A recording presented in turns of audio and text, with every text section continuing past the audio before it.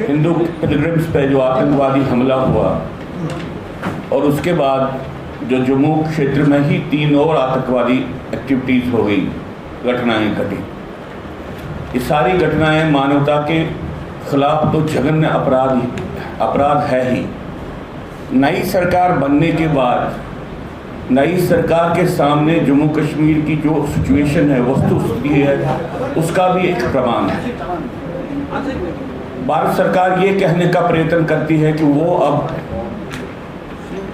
भारत के राज्य को ग्लोबल एंटी टेररिस्ट हब बनाना चाहती है और हमारे प्रधानमंत्री जी ये कहते हैं कि वो एक कॉम्प्रिहेंसिव काउंटर टेररिज्म पॉलिसीज बनाना चाहते हैं।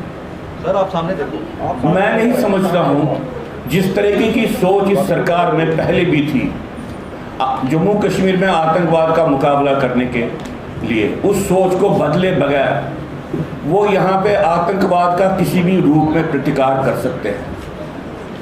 मैं तो समझता हूँ कि धारा 370 और जम्मू कश्मीर के पुनर्गठन के बाद पुनर्गठन के बाद जो कुछ भी यहाँ पे अमित शाह जी के गृह मंत्री होते हुए यहाँ पे हुआ, उसने आहिस्ता आहिस्ता ऐसी परिस्थिति का निर्माण किया कि जम्मू कश्मीर में फिर से अलगाववाद आहिस्ता आहिस्ता से पूर्ण रूप से अक्रॉस अपना सर उठा रहा है। कश्मीर घाटी में तो इलेक्शन के दौरान हमको 1990 की जैसी हालत दिखने लगी और साथ में एक ऐसी परिस्थिति का निर्माण हुआ है जहां पे अब जम्मू कश्मीर में आ रहे टूरिस्ट और कश्मीर में रह रहे हिंदू पॉपुलेशन के लिए बहुत बड़े खतरे बन गए हैं। भारत सरकार ने आतंकवादी गतिविधियों के खिलाफ कोई पॉलिसी तो नहीं बनाई, लेकिन अपने आप को सेपरेटिस्ट एस्टैब्लिशमेंट का एक टूरिस्ट एजेंट बनाया। भारत सरकार इस वक्त कश्मीर के ट्रैवल एजेंट का काम कर रही है।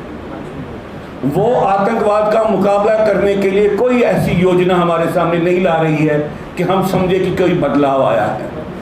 हम समझते हैं कि जम्मू कश्मीर में जो ये हाल ही में शिवखोड़ी में आतंकवादी हमला हुआ है, इसकी एक मैसेज है। यहाँ पे आने वाले हर एक टूरिस्ट को खतरा है और सिर्फ जम्मू में आने वाले टूरिस्ट को खतरा नहीं है, कश्मीर घाटी में जाने वाले टूरिस्ट को खतरा है और ख़ास तौर से हिंदू टूरिस्ट को खतरा है और साथ में कश्मीर घाटी में रहने वाले सारे हिंदुओं को खतरा है। हम तो चाहते हैं भारत सरकार एकदम से एक ट्रैवल एडवाइजरी लाए और भारत के नागरिक को भ्रम में नहीं रखे कि यहाँ पे हालात बिल्कुल ठीक हैं। यहाँ पे हालात, कश्मीर घाटी में हालात ठीक होते तो अमित शाह जी अपनी पार्टी को बोलते कि वो कश्मीर घाटी से इलेक्शन लड़े।